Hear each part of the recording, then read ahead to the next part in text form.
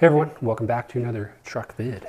If you watched maybe our last video or a recent video, you know that I bought a new truck. Can I get a oh yeah? We are looking into selling this truck. Actually, we are not going to sell this truck. Jesse just sent me the final build list of everything that he has put into this truck and pricing, and wow, I knew that the number was going to be high, but I was honestly surprised at how much we have actually put into that truck, which is why if I want to be able to sleep at night, we cannot sell this thing.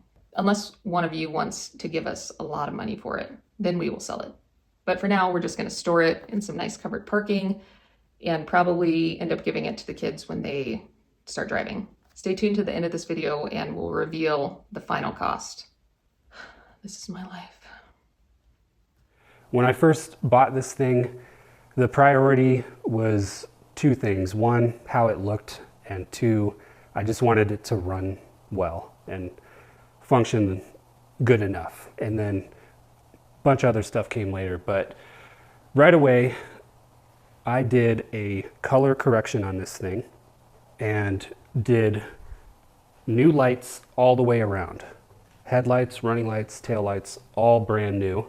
In the back, I did LED bulbs that are super bright. Of course, got the hyper flash relay to make sure they blink at the appropriate rate. But when you put it in reverse now, there's no problem seeing what's behind you. I also debadged it, which I love that look. We went in with new trim on the side. You can't buy the original stuff anymore, but the reproduction stuff is decent enough. And I also did new front and rear bumpers.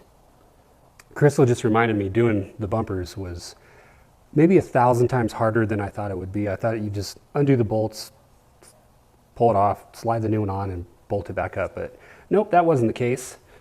Other things we did. Of course, the third light is new with the rest of the lights. We did full ceramic tint all the way around. It's the darkest stuff. Spraying bed liner from Line-X. This cleaned it way up and just gave it a really sharp tuxedo bow tie kind of look. For a 25-year-old truck, I think this thing looks very good. One of the things still on the list, which I'll throw in at this point, is there are plenty of little dings around the truck. Not super noticeable, but I would eventually take it to a paintless repair guy and have him get as many dents out as possible. And then from there, it may require some Bondo and sanding and all that to get it ready for either paint or a wrap. From 20 feet away, you're not going to notice what I'm talking about. It's very little tiny dings, but it just depends on what kind of guy you are. I kind of am cursed with seeing every tiny little detail, and a lot of guys look at this thing and they see nothing wrong. So it just kind of depends. But as far as my list, getting all that stuff cleaned up was on the list. I'm not a huge fan of white, so eventually I would have gone with a different color for this thing. But for what it is very clean. It's very nice. I also did a new windshield. The front one was just old, 25 years old. It was sitting in the sun for that long, and so it was easy enough to just slide in a new piece of glass.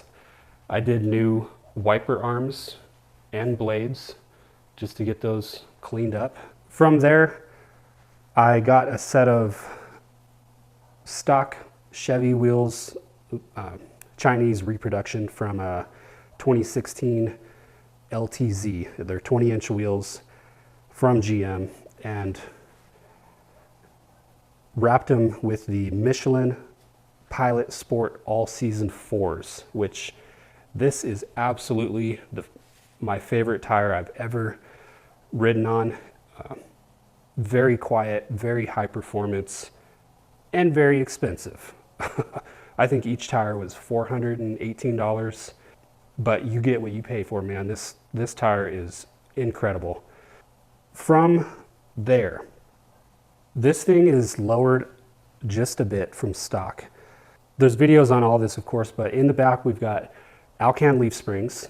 Those are highly custom. I basically told them the stock spring is the stock spring rate is 300 pounds and I want to lower that. And they said, okay, we can do half. So the spring rate is 150 pounds. I told them an inch lower than stock. So they nailed that. I've got QA1 shocks that are single adjustable to go along with those leaf springs. And up front, it's the QA1 coil-over adjustable ride height shock spring setup. We have it set up to where it's 1 inch higher in the back, so just a slight rake. If you put something in the bed, you don't look like you're a dog trying to take a dump on the lawn, you know? A lot of guys like the level look, but there are times when I put stuff in the truck bed and I just didn't want to be squatting going down the road. That pretty much wraps up the exterior aesthetic portion. Next, we'll go through everything I've done to the motor. All right, there's a lot to go over here. Some of this I've done myself. Other things I did have a local shop do just because of time constraints or tools, or I just didn't want to deal with the mess, whatever it might have been. But when I first got this thing, I did take it to a shop. It was leaking from the rear main seal, the oil pan, the valve covers, pretty much everywhere. And I said, I want every single leak fixed. So they did that and did the transmission fluid, the differential fluid, the coolant. I just kind of flushed everything. And from there, I started focusing on modifying this. If I haven't mentioned already, this is the 5.3, and we did a cold air intake. I went ahead and did a white trash mod here to prevent this thing from sucking up the hot air. It just gets so hot here in the summer. I wanted to just cover this cold air to make sure that it got most of its air from the fender and from the headlight. So it's open in the front there to be able to get air from those sources. And of course you could just pop this off if you hate the look, but the performance did improve once I got that on there. I did a Granatelli calibrated MAF sensor just to keep the computer happy with all this stuff, and a port and polished throttle body. So this is just a new throttle body I got, sent it to a guy to port and polish, and we've got that hooked up. I did attempt to put on a ported intake manifold. That job failed, and so this is just a stock replacement, but it is new and is functioning really well. As far as the ignition, we went with MSD coils and wires, and then did the Iridium, I can't remember now, the IX something or another, whichever spark plug I got. It is outstanding. It really changed how this thing ran. It's incredibly smooth, no misses or anything like that. Plenty of throttle response, so that's all good to go. Also removed all the fuel injectors, and instead of replacing them, I just had a local guy clean them, the guy that has the whole setup to be able to do that. So the fuel injectors are as good as new. Some of the other modifications I've done is the E-fan conversion. I've done a video on this, so go watch that for details, but this setup is just incredible. I'm extremely happy with how it turned out. In addition to that, I did do the Big 3 mod along with a excess power battery, 3,400 amps, the zero gauge wiring all the way around, and this is a 130 amp alternator. This is really twofold. It supports the electric fan mod and gets it ready for a sound system in the future. Other replacements, I added a performance harmonic balancer from Summit Racing, the Super Damper. The water pump is brand new. The AC compressor is brand new, as well as a complete overhaul of the AC system. New pulleys everywhere. From there, I did have long tube headers installed by a local exhaust shop. They did high flow cats and dual exhaust through a 22-inch MagnaFlow muffler. So the volume of the exhaust is relatively low, but it has that signature low rumble sound that MagnaFlow offers, and to me, I absolutely love it.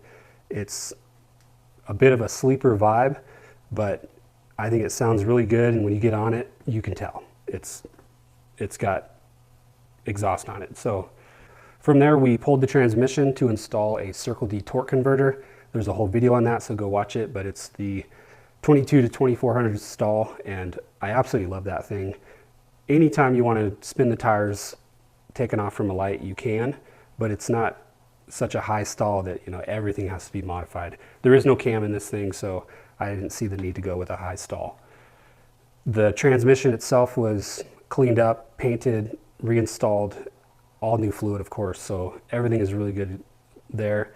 Brand new drive shaft and new U-joints to complete the drivetrain. That wraps it up here. Moving right along.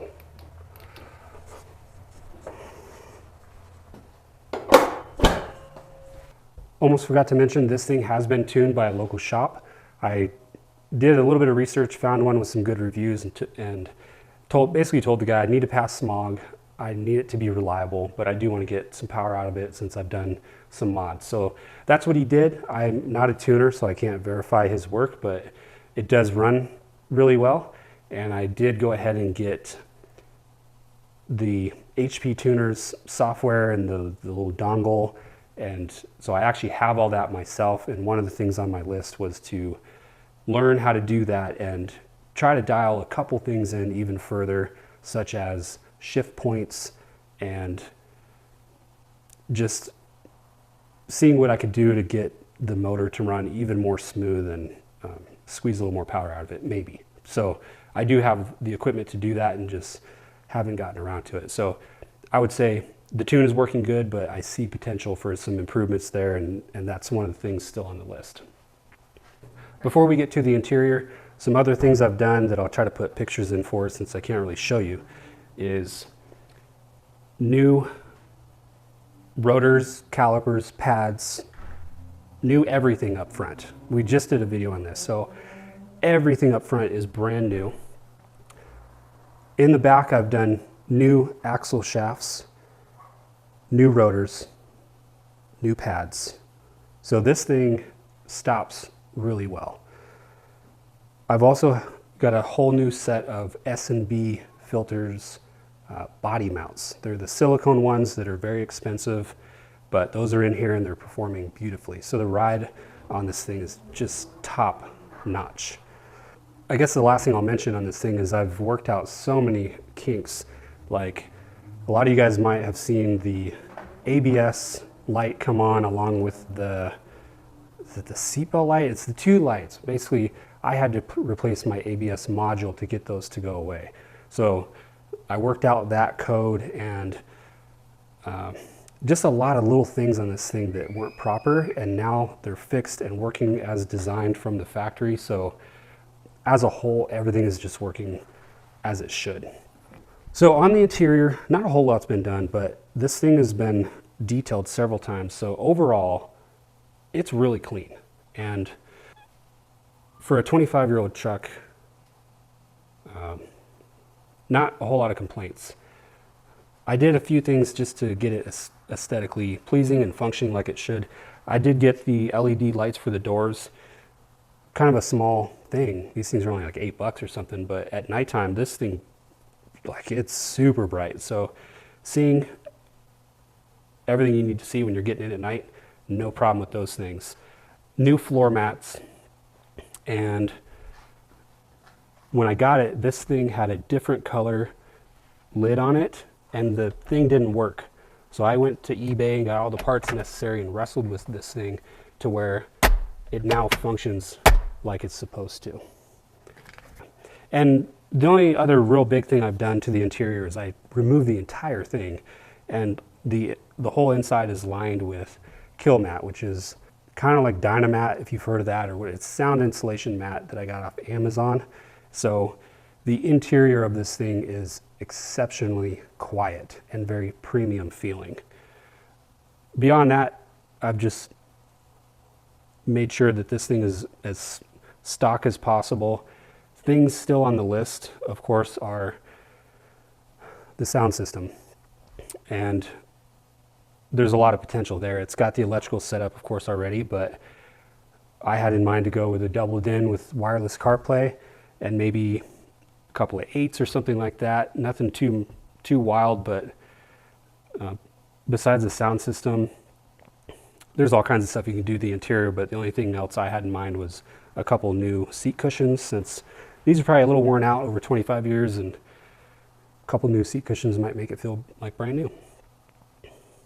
But beyond that, everything works. I did replace a door lock actuator over there, and just little things to, again, make sure this thing is running or this thing is as it should be. That pretty much wraps up the bulk of it. There's probably another dozen or 2 things that I could mention that I've done. Like this little piece of rubber right here was missing, which Crystal never even noticed. Like, most people probably don't, but I've always noticed that on one side it was there and on the other it's just not. So there's so many things I've done to this thing to just make it proper, and I really am proud of this thing, and a lot of time and money has gone into it. I'll be sad to see this thing go, of course. Definitely feel an attachment to it, but that's how this thing goes. There's a season for these things, and then eventually it's time to move on. But I've had a lot of fun doing all these modifications, cleaning things up, wrestling with it from time to time, and that's the point of this whole hobby of mine, is just for the enjoyment, which it absolutely has been. So okay, we're gonna wrap it up since it's getting dark, but I would love to hear your questions and comments below. Let us know if you want to buy this thing. We'll be happy to strike a deal.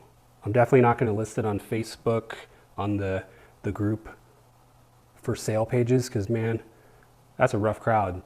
I don't care how much money you put into these things. It's a $7,000 truck all day, brother. Well, no, we're not going to do that. But anyway, thanks for watching. We'll see you on another one soon.